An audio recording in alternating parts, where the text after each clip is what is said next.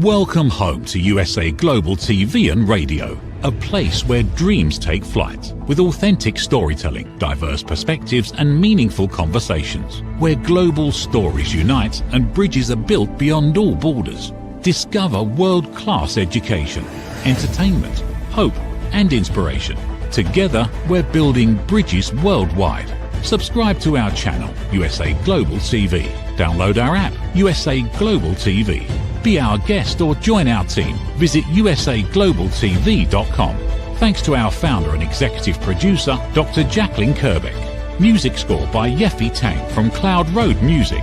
Voiceover artist Mike Porter. Creative direction by Paul Garcia. USA Global TV and Radio. Your home for global connection. All rights reserved. This video and its contents are the exclusive property of USA Global TV and Radio. Unauthorized use, duplication or redistribution in any form is strictly prohibited.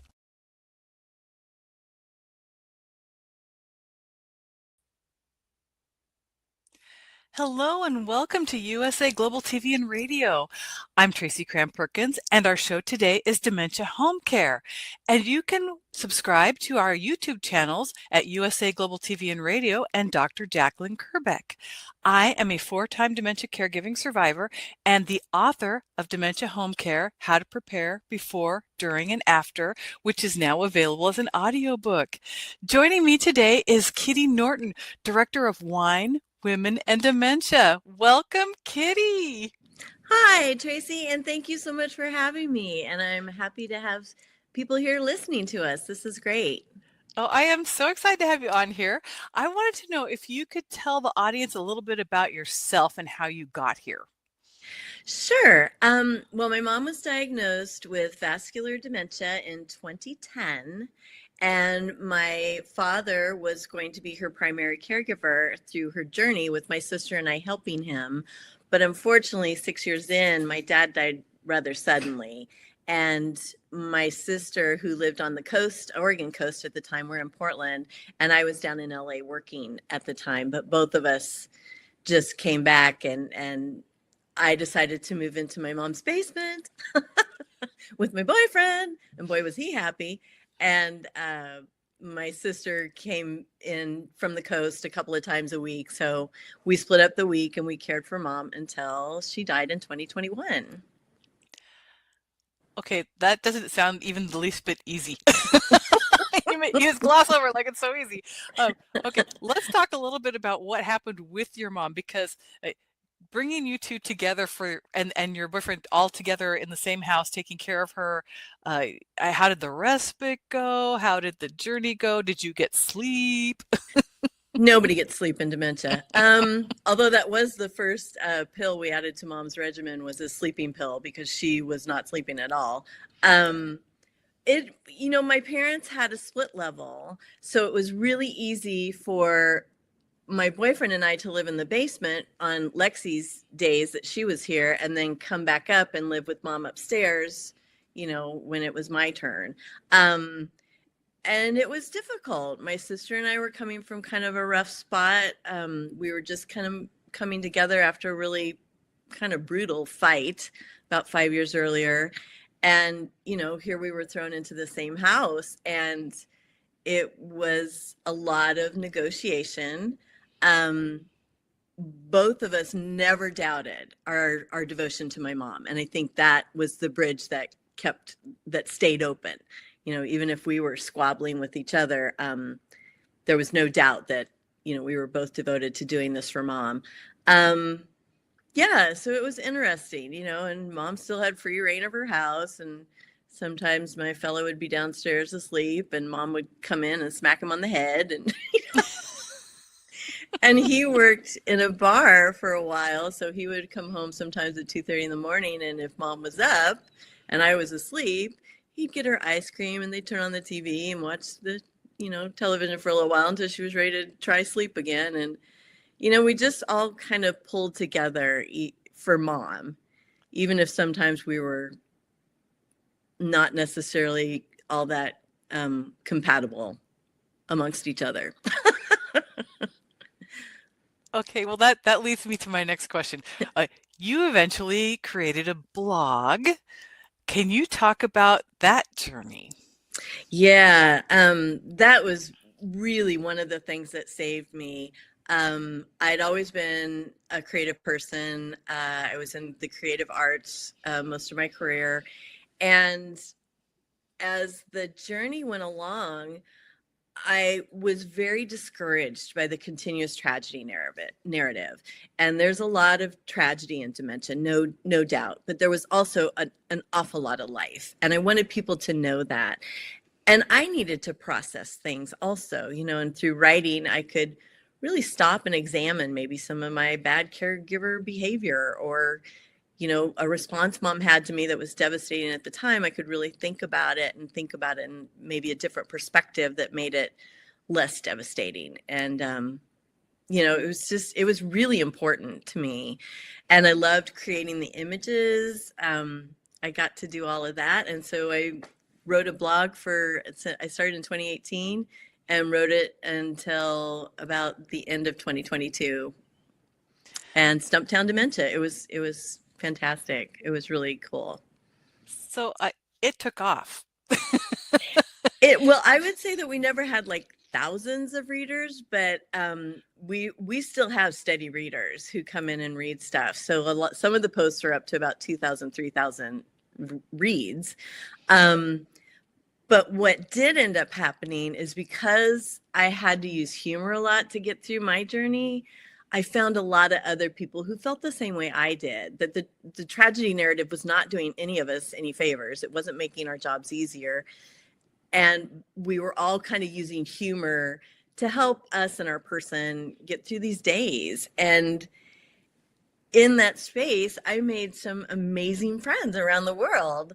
And then there were 5 in the US that became so very, very important to me. And we would email or Zoom, comment on each other's socials or the blog, but I'd never met any of these people.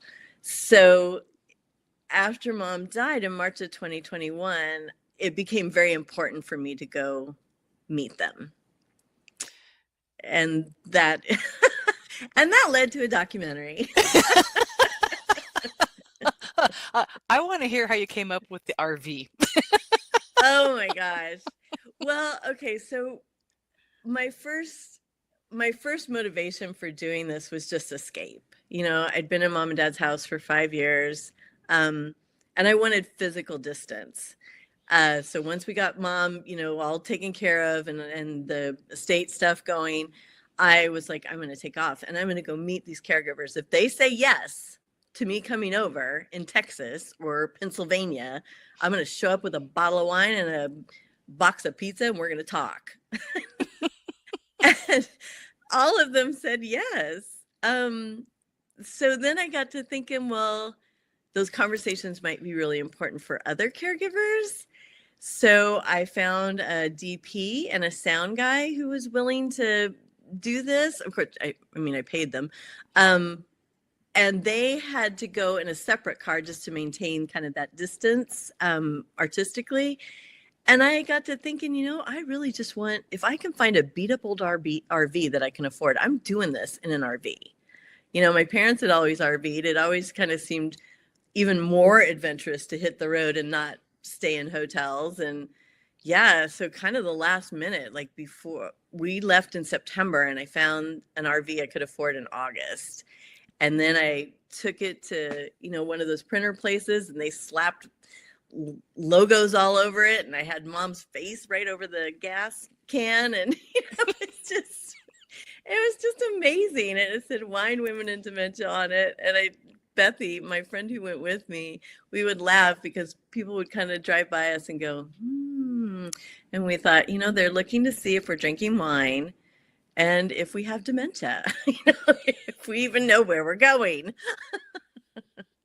But it was amazing.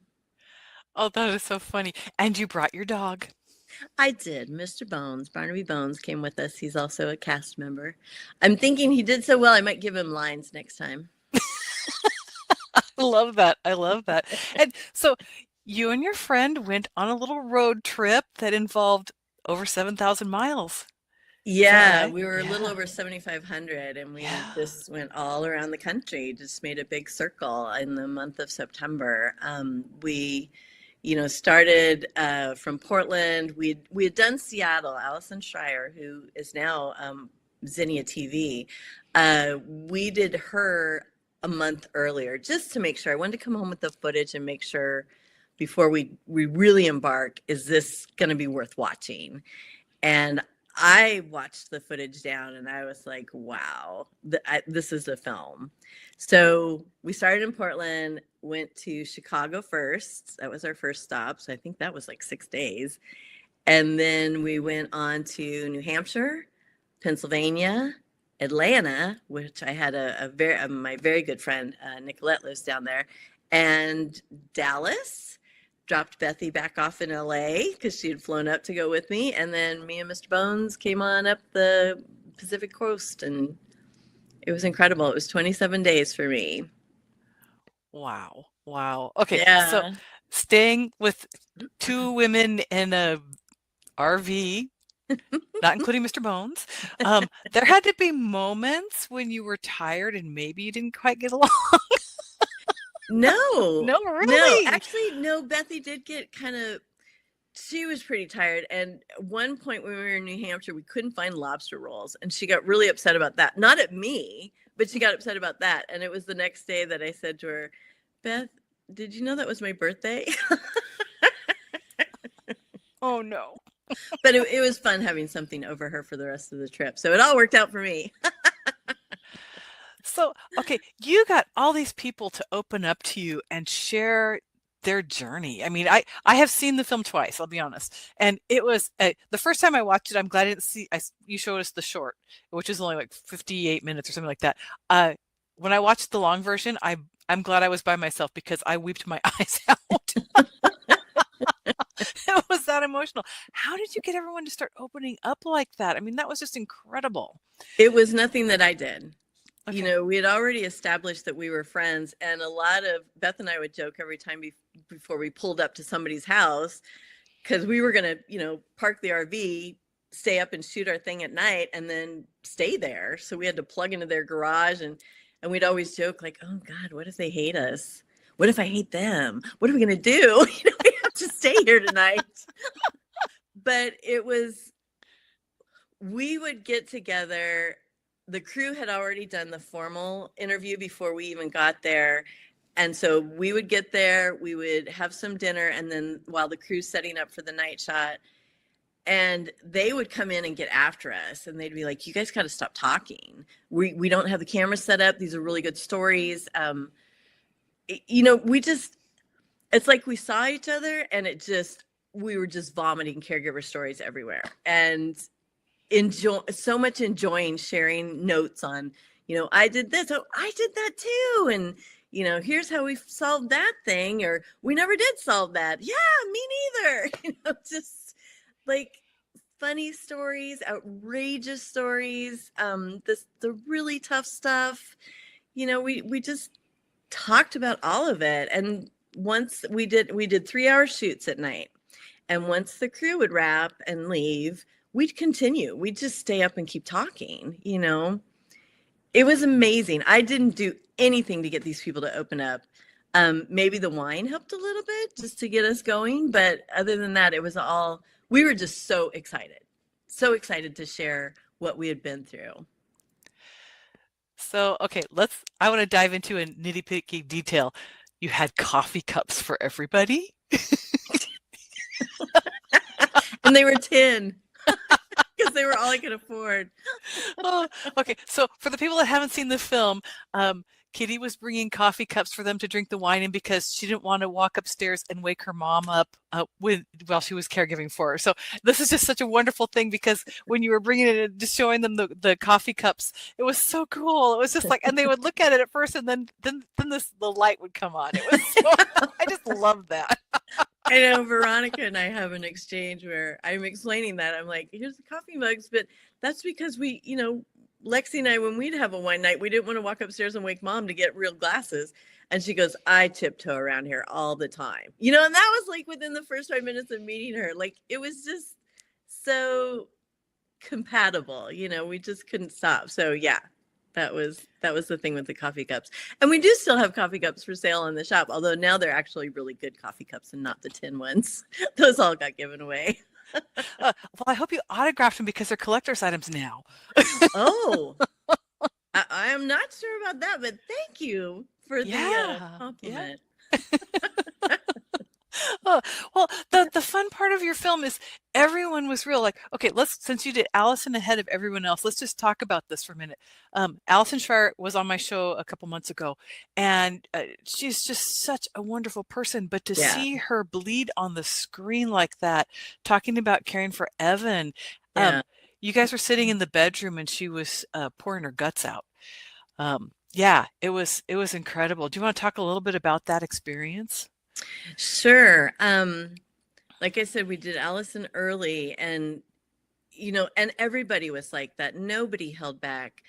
The crew would often get more emotional responses in the formal interviews than when the two of us were talking later at night in the informal interviews. And Allison just came out of the gate ready to talk. She just had all of this that I feel maybe she was processing too, and just getting it out of her system. And that was amazing. I think it wasn't just that I needed to process, it was that everybody was looking for some way to kind of unburden themselves with the fact that they found something really funny, even though most people might say, oh, that's really awful. Or the fact that they were doing sometimes a terrible job. And actually that was mostly me. But yeah, it was amazing. And so many things landed on the cutting room floor too, or never made it to the first cut.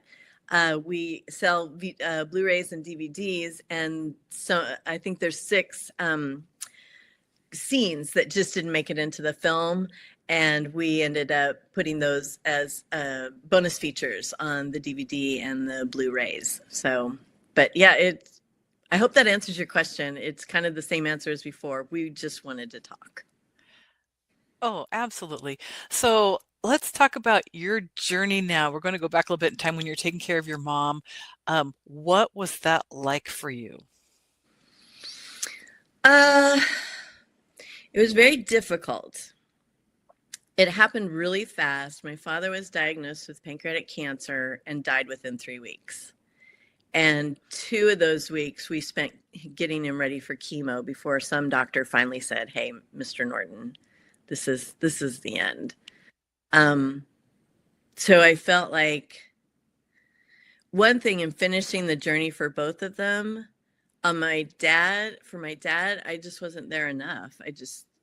I regret so much that I didn't say or didn't do. And especially like those first 2 weeks that we had with them, because I thought we were trying to keep his spirits up for chemo instead of going, wow, Dad, you're leaving. What can we talk about? What do you have to tell me? What do you have to impart? And for Mom, by the time we finished Mom's journey, both Lexi and I felt like there is just nothing left to do for her.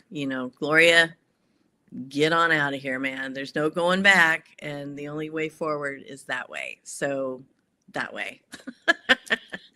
But it was a big change. And in some ways, it was a good change. While I was doing very well down in LA in post-production, LA wasn't my place.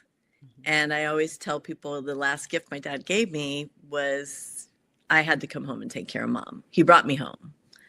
I would be so exhausted. And you try and just redirect and put on a happy face. And oftentimes I was very successful, but there was a few times where Mom went through some really difficult periods, like a full year in the rage stage.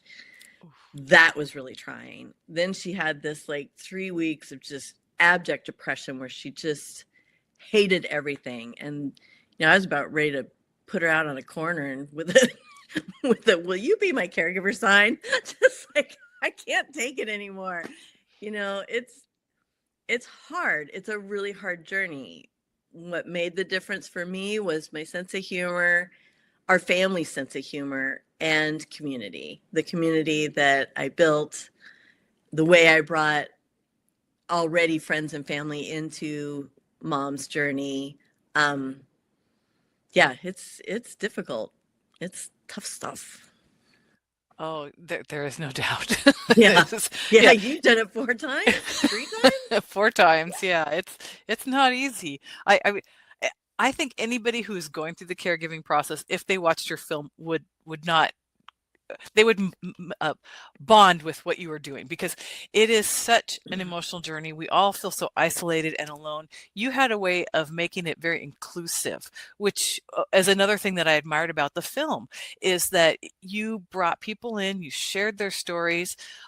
Every one of us that has done caregiving could relate to that journey. There was not a single moment that you didn't have that wasn't raw and real. And that's something that I appreciated. And I don't know, how was it for you being on the receiving side when you were connecting with everybody? I mean, you were talking a little bit about it, but I mean, what was it like to just have that time to share with them? And are you still sharing with them?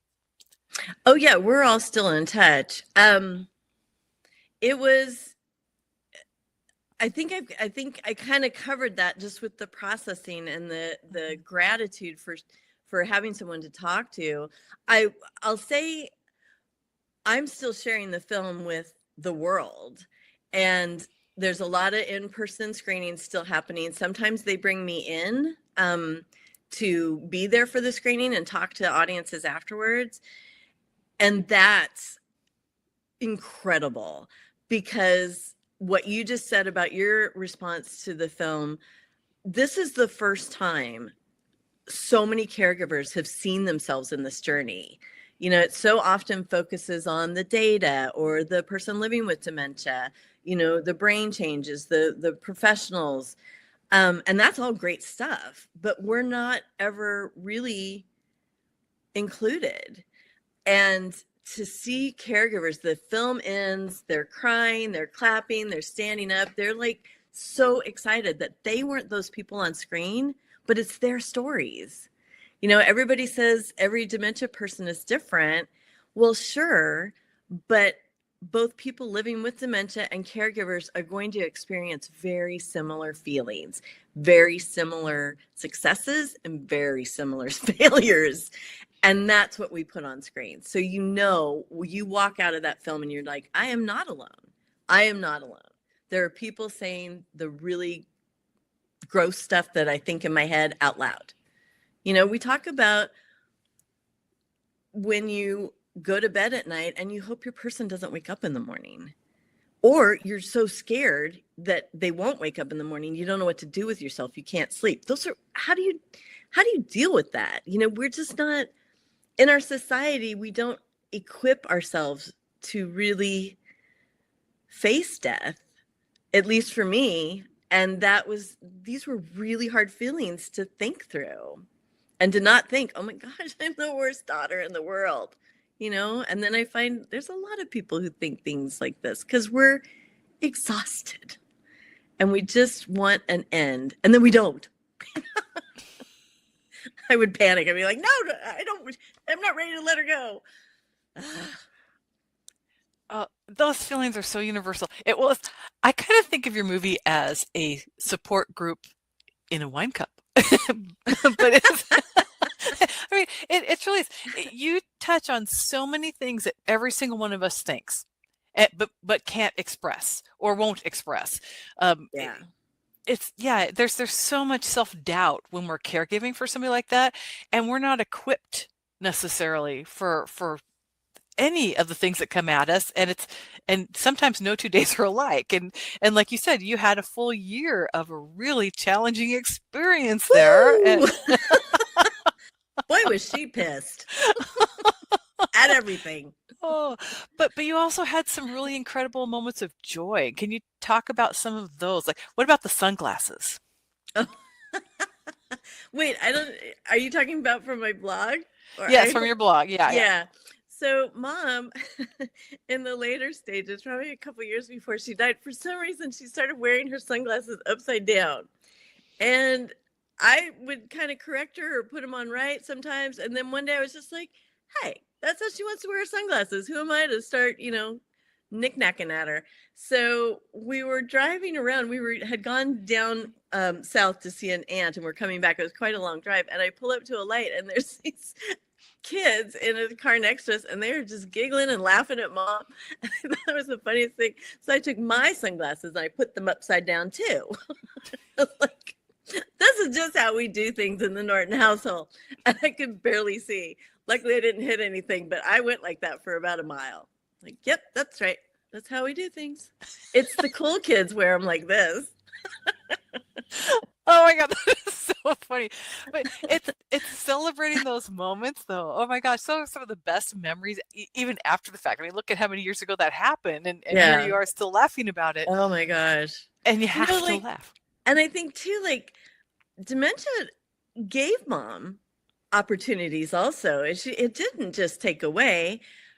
The person that she became, still Gloria Norton, but just a different iteration, was very open, was very friendly to men and babies especially, which didn't always, moms and wives didn't always appreciate that. But, this woman who had been somewhat timid her whole life and very uncomfortable, she was a very beautiful woman. She was very uncomfortable with that attention. She just opened up, the whole world was there to hand her a cup of coffee and smile back at her as far as she was concerned. So, I thought there's parts of Mom that are coming out that she would have never experienced had it not been for dementia just opening her up. That's so incredible. We don't often get to see our parents' other side. I mean, I can't speak for you, but I can only speak for myself. It took me a long time to transition from being the daughter to being the peer to being the caregiver and being okay with that. I mean, that was not an easy emotional leap to make. Yeah. However, when you get to the other side, I realize it's hindsight, but it makes it easier to cope, So this makes me ask another question. What, in retrospect, would you alert people who are new to caregiving to be aware of? Oh, I have a few gems. First of all, I think all of us go into this afraid of poop. Like, I'm not going to wipe my husband's butt. I'm not going to wipe my mom's butt. You know what? Poop is the least of your worries. Get over it. There's way worse coming. And that's my other little gem that I tell caregivers. You think you're upset now? Oh, honey, it's getting so much worse. You're going to look back on this and laugh and be like, why on earth did that upset me? Because this is 12 times more horrible. So if you can get that sense of humor kind of going for you, it just helps. It doesn't make anything easy, but it does make it easier. And that's how I got through it. Poop's not a problem and everything's going to get worse. So enjoy what you have right now. Be happy in the moment. I know. Trust me, a year from now, you're just not even going to be able to get out of bed in the morning. So you're fine. Oh my God. Oh, I still feel that. So, okay. In thinking about that, you have all these other people that you have connected with around the country, around the world. And are they giving you advice or are they asking you for advice nowadays? No, because I don't really put myself out there. In fact, the one thing I do say a lot on my socials is I'm not an expert on dementia. I'm an expert on getting my mom through dementia. And I am happy to share ways that we did it, but people who give you do's and don'ts, you got to find your way. And those are great recommendations. Try them out. If it doesn't work in your situation for your person, then be like, well, we're going to kind of go with one of the don'ts, and one thing I get frustrated with is when people get really upset at other family members because they aren't, they come in and do all the wrong things. And I think one thing that we do with dementia, at least I see a lot of caregivers do, is we make it so precious. And if it can't be done a certain way, then our person's going to like lose their minds for the next 3 weeks. Your person's going to forget if someone was talking to them wrong or talking down to them or keep saying, don't you remember? Don't you remember? Don't you remember? I had one of my relatives who wanted to do that a lot, who wanted to just do all these kinds of things that weren't really helping. So instead of correcting her, I just said, try it. If you get a good response from mom, you're doing great. If you don't, well, here's what I do instead. That may work better. Give people the opportunity to fail, because otherwise they're just going to be so terrified of doing things wrong, they won't show up, and that's one thing I think while I was so vocal about my failures, because I wanted people to know, don't worry if you do things wrong. People with dementia are doing things wrong all day long. You'll fit right in. And FYI, us caregivers don't really know what we're doing either. So ask us for some advice, but just be there. Just be there and make the mistakes, because we'll certainly help you get back to a better place. And it's worth showing up for. This is a journey that's worth being a part of. And I know that everybody who is involved with mom, and some of them probably because Lexi and I kept mom very in touch with them, I know by the time mom finished her journey, they were so proud of themselves for everything that they did for Gloria, for their lovely friend, for their lovely sibling. Instead of just getting a phone call one day and they hadn't seen her in 2 years. And then they feel like, oh, so sad. Well, yeah, death is sad. Show up and be a part of it. And you'll feel more like you kept those bonds of friendship and relationship alive. And that might be a really good feeling by the time everything's over. Oh, that's fantastic advice. Is it? I think that was really preachy. I guess I'm on a soapbox here. Lord. Well, you were willing to share, and that's a huge thing in and of itself. But also, people don't know what they don't know, and we're so afraid of failure that you can fail your way to success. I mean, look at what we've done. We failed our way through it, and we lived. And now we're out, helping other people get through it. That was just so cool. Just so cool. And I think about it in my own experience. Like, I have a friend who has a severely autistic son, and I didn't show up for her for most of his childhood because I was so afraid of doing the wrong thing. And he kind of scared me because I was never around him. So then I think about other people, and, nobody wants to do the wrong thing, like you just said. And it's, if you allow people the opportunity to screw up and fix it, then they're more likely to keep coming back, I think. It's all conjecture on my part. No. I mean, okay. Have you ever heard of the program Share the Care? Yes. Okay. So it's the same philosophy as Share the Care, and people that do that, it's a fundamental change in the way we think, because we go from how we start, and the journey literally changes us into someone completely different. We go from valuing how people think of us to actually feeling the value of the people we love. And it's an incredible feeling. And you just described it so succinctly. I mean, it's one of those, a lot of us don't give ourselves permission to do that. And I think that's the beauty of what you do, Kitty, is that you are out there saying, hey, it's okay what you do. Well, thank you. Thank you. That's certainly, I think that was everybody's goal who participated in the film. We all just wanted caregivers to know that we're, if these doofuses can get through it, you guys can too. And we made all the mistakes. Actually, you might have some original mistakes. Just send me an email. Let me know how it went for you. See if there's a mistake I haven't made. That could be a contest. That might be fun. Yeah. That'd be a book. Oh my God. Well, this has gone so fast. We have about 5 minutes left. Is there anything else you want to share? Any little tidbits or advice you'd like to get out there?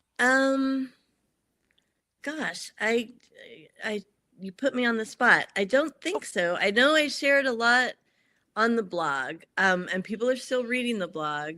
I shared a lot about how my perspective was a little bit different about things like loss. Like, the hardest thing you'll ever do is lose somebody who's still next to you. And I thought, well, not really. The hardest thing you're ever going to do is celebrate somebody who's changing. That's what you got to figure out. Anybody can cry over losing somebody. That's easy.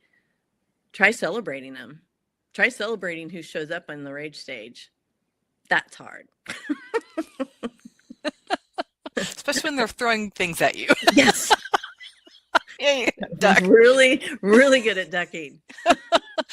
Yeah, I had a few times when I was diving silverware. Yeah, like, oh my God. I had a friend who they had to take all the knives out of her grandma's house, for fear that she was going to hurt somebody or herself. Yeah, like I said, it can always get worse. Don't worry. This is the best day of the next 5 years. Just think about it that way. Enjoy. Oh, well, after it's all over, what did you do for yourself? Okay, you got done doing the film, you got done, doing your blog. What's next for Kitty Norton? I'm not sure, because I wasn't able to create a revenue with the film that I thought I could. And I strategized really hard and worked on it really hard, but it just hasn't panned out. So I think I may have to go into some kind of, hopefully maybe something healthcare or dementia oriented job. What I was really hoping for is to maybe make enough money that I could float myself for a year and take that blog and turn it into like a half-hour dramedy. Yeah, like a 3-season kind of thing, the beginning of dementia, the middle of dementia, the end of dementia, and do a series with it for a streamer. But I don't know. We might still, I put December aside to maybe make a pitch deck, and I still have friends down in LA, so maybe see if there's any interest if I float that around. But yeah, so I might be at your McDonald's next time you're in the drive-thru. Asking you if you'd like ketchup with that. Or I might sell a project that goes a little further. And it would, the one thing that's hard about my film is it's not very diverse. And I've always thought, like, well, the next thing I do, then the casting can be so outstanding, and it can be not just people, in a certain income bracket, not just white, it just could be all kinds of things, and really open it up to everybody's experiences. Like, I was kind of bummed that we didn't have any caregivers who lived in apartments. But the thing was, I didn't cast this movie. I set out to go visit my 5 friends, and these were the 5 that it turned out to be, So I didn't even think about it until afterwards, I think, after the trip. And I was like, we're awful white. There's a lot of white girls in this thing. So, yeah, so that's another thing I would love to do is show more of the spectrum of people who are dealing with this. And we're getting to look at your website. Yeah. Well, anybody out there watching this, if you get a chance to watch Kitty's film, it's a wonderful film. Bring Kleenex. Yeah, and through November, National Family Caregiver Month, it's actually available to stream online thanks to Al's Authors Film Festival. So join our newsletter. I send out the links to the newsletter. And, it's a $6 ticket, and you get your caregiver friends around and enjoy the film. And I highly recommend it. It's a wonderful, wonderful film. Kitty, thank you for joining us today. Oh my gosh, I had such a good time. I talk too much. Blah, blah, blah. Well, then I guess we'll end it here, and I'll say we'll see you guys back in December for a follow-up interview, this time with Dan Gerke from Soul to Soul Connections and the use of telepathy with dementia caregiving. That'll be on our next episode of the Dementia Home Care Show. In the meantime, you can go over to our YouTube channel at USA Global TV and Radio or Dr. Jacqueline Kerbeck and look for the Dementia Home Care playlist where you'll find all of our past episodes.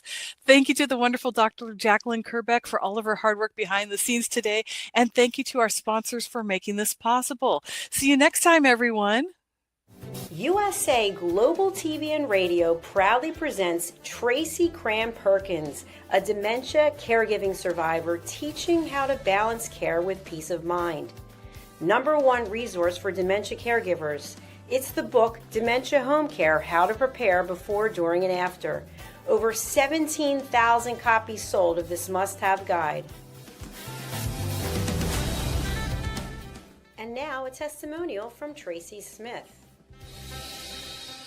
If I was to describe this book to someone who is going through a similar situation, I would underscore how important it is to have some sort of a tool or a guidebook to help you through certain stages. And there's so many, it's such an unknown topic to the average person. And to have this as a reference is essential. It's going to help you get through it personally, as well as help your loved one manage.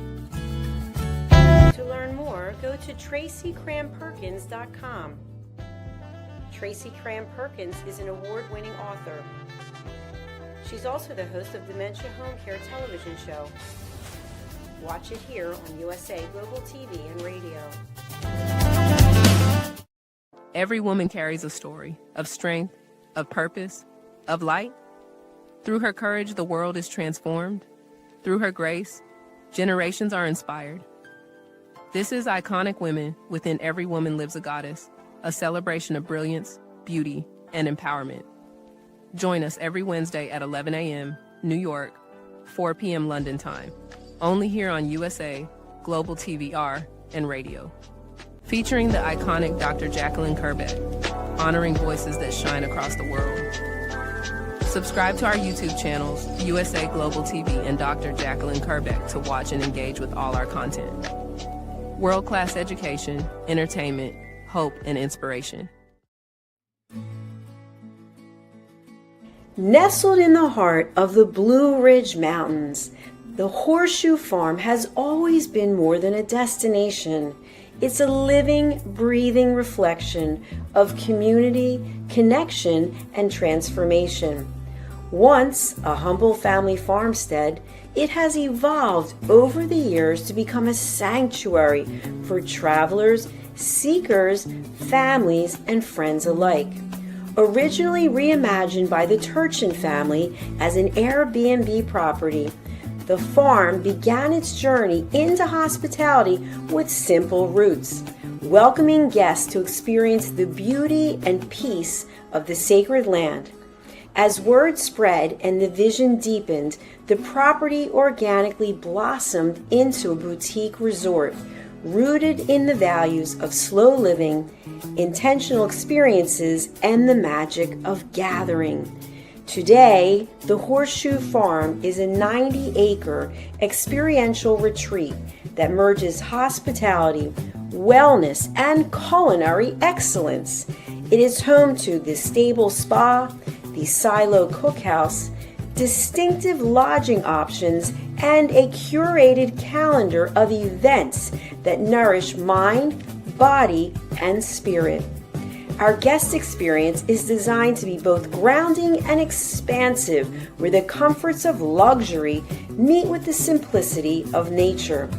At its core, the Horseshoe Farm is about transformation of land, of self, and of community.